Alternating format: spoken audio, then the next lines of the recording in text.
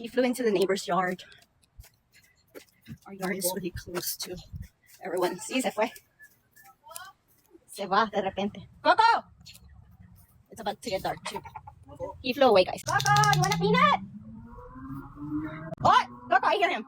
Coco, peanut. Where is he? Coco. He's not gonna fly back until we actually see him. I'm gonna go for the peanut. Coco, right there. He's right there, guys. Dog, you saw the whole thing. This is actually pretty dangerous though, because if you really think about it, he can start like just flying off.